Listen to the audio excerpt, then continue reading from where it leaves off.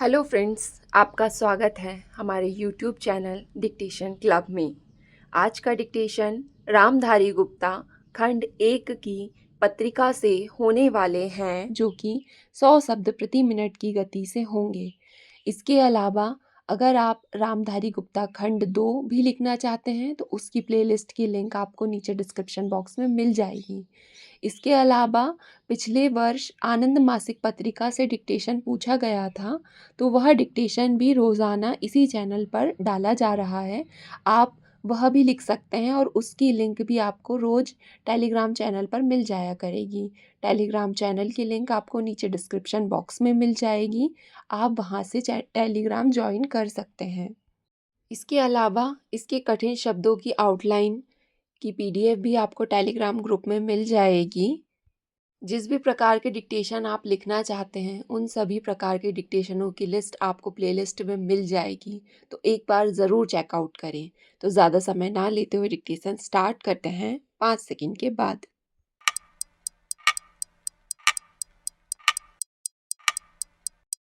Start. अध्यक्ष महोदय, 10वीं पंचवर्षीय योजना पर विचार करते समय सदन के दोनों पक्षों के सदस्यों ने जो महत्वपूर्ण प्रश्न उठाए हैं उन पर विचार किया जाना आवश्यक है। अध्यक्ष महोदय, 9वीं पंचवर्षीय योजना का अब अंतिम वर्ष चल रहा है और इस योजना के अंदर जो चीज़ें कही गई हैं, ऐसा लगता है कि उसके अंदर परिवर्तन करना कठिन है, बदला भी नहीं जा सकता। अध्यक्ष महोदय, कुछ चीज़ें की जा सकती हैं। उसके अंदर आज भी कुल कितना खर्चा है यह तय नहीं किया गया, केवल कटौती ही निश्चित की गई है।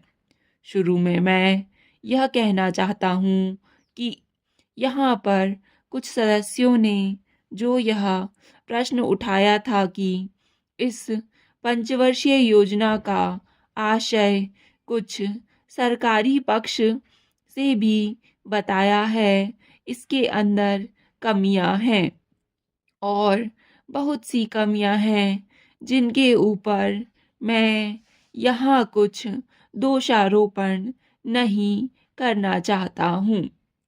मैं चाहता भी हूँ कि इस तरह से प्रश्न ना उठाए जाएं तो ज़्यादा अच्छा है।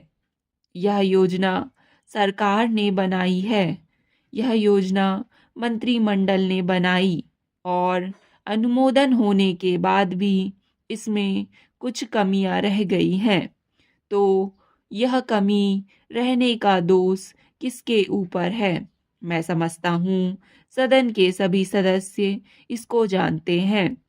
बहुत से लोगों ने दिल्ली के प्रश्न उठाए, जो दिल्ली के साथ अन्याय किया गया है, तो मैं समझता हूँ इस बारे में सब आवाज़ उठाएं।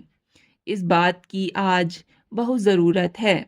मैं यह कहना चाहता हूँ भारत सरकार से, या जिन्होंने ये सारी योजनाएं बनाई, उन्होंने वास्तव में यहाँ के साथ बहुत बुरा किया, यहाँ के साथ अन्याय किया, क्योंकि उन्होंने इस पंचवर्षीय योजना को बनाते समय ध्यान नहीं दिया कि क्या योजना बना रहे हैं, गलत बना रहे हैं या सही बना रहे हैं, इससे क्या लाभ हानि होगा, इन सब बातों पर उन्होंने विचार नहीं किया।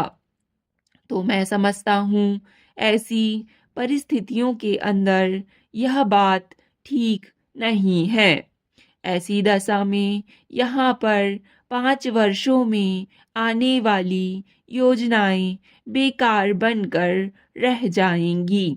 जो कटौती निश्चित की गई है उसको समाप्त करना चाहिए, ताकि दिल्ली को हम अंतर्राष्ट्रीय स्तर का एक आदर्श नगर बना सकें। यह बहुत ही आवश्यक है यदि हम इस स्थान की उन्नति चाहते हैं। इसलिए अब मैं अपना कथन इन शब्दों के साथ समाप्त करता हूँ। अध्यक्ष महोदय, आपने मुझे पंचवर्षीय योजना पर बोलने का अवसर दिया, इसके लिए मैं आपका आभारी हूँ। आपने मुझे कम समय दिया, इसके लिए भी आभारी हूँ। अभी मेरे से पूर्व कुछ सदस्यों ने हम पर यह आरोप भी लगाया कि हम योजना में विश्वास नहीं रखते। उन्होंने तो यह भी कहा कि हमारे चुनाव घोषणा पत्र में भी उनको इस बारे में कुछ नज़र नहीं आया। मैं इस बारे में यह निवेदन करना चाहता हूँ कि उन्होंने कोई दूसरा घोषणा पत्र नहीं देखा, गलत घोषणा पत्र पढ़ा और उसी को हमारा घोषणा पत्र समझ बैठे। लेकिन मैं यह कहना चाहता हूँ कि हमारा घोषणा पत्र इस समय मेरे पास है।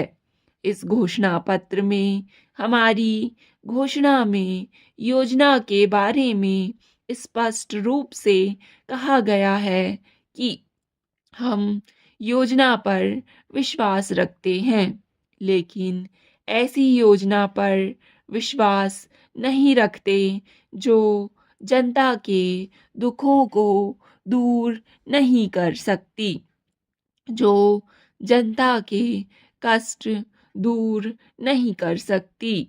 आज तक जितनी भी योजनाएं बनाई गई हैं, जिन्हें हम पहली पंचवर्षीय योजना, दूसरी पंचवर्षीय योजना और 10वीं पंचवर्षीय योजना आदि कहते हैं, और उन योजनाओं में हमने जो कुछ निर्धारित किया, उनसे हम जनता के दुखों को दूर नहीं कर सके और जनता के कष्ट दूर नहीं हुए।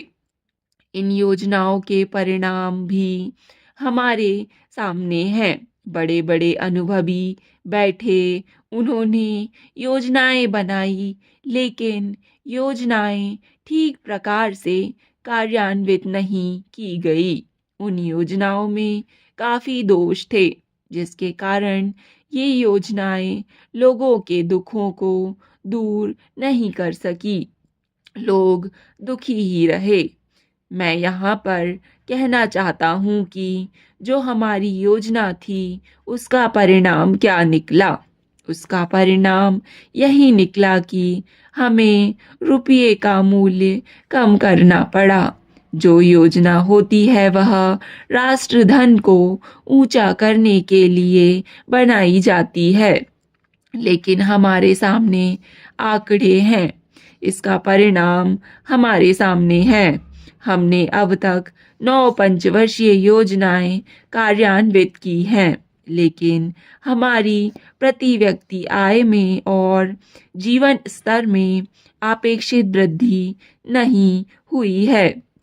यह दुख की बात है। मैं यह कहना चाहता हूँ कि हमारी ऐसी योजना में विश्वास नहीं है जो जनता के कष्टों को, जनता के दुखों को दूर ना कर सके। हम ऐसी योजनाओं पर विश्वास करते हैं जो उनकी आयु बढ़ा सके, उनका आर्थिक विकास कर सके, उन्हें उन्नत कर सके। सभापति महोदय, ये शब्द मेरे नहीं हैं, बल्कि राष्ट्रपिता के हैं। जो लोग आज सरकार में बैठे हुए हैं, क्या वे अपने दिल में सोचेंगे कि यह देशद्रोह शब्द बालकों को अंग्रेजी पढ़ाने के लिए राष्ट्रपिता का कहा हुआ है? आज 54 वर्ष देश को स्वतंत्र हुए हो गए हैं, लेकिन राष्ट्रपिता की इस बात पर आज तक ध्यान नहीं दिया गया है। अंग्रेजी भाषा को पढ़ना क्यों बंद नहीं किया गया और उसको दैनिक कार्यों में क्यों प्रयोग में लाया जाता है। मैं इस बात को कई बार इस सदन में कह चुका हूँ और मैंने इस विधान परिषद की नियमावली में 1 वर्ष पहले एक संशोधन भी रखा था। मुझे दुर्भाग्य है कि वह संशोधन वर्ष भर से इस सदन में प्रस्तुत नहीं हो सका। मेरी अपनी राय है कि कम से कम दैनिक कार्यों के लिए यदि सरकार अंग्रेजी भाषा का बंधन लगा दे तो बहुत अच्छा हो और जो यह अनुशासनहीनता है वह भी समाप्त हो जाए। सभापति महोदय, जैसा कि मेरे मित्र ने कहा, लड़कों के माता-पिता अंग्रेजी का प्रयोग करते हैं और उनके शिक्षक भी उसका प्रयोग करते हैं। फिर बालकों पर उसका प्रभाव क्यों नहीं पड़ेगा? स्टॉप।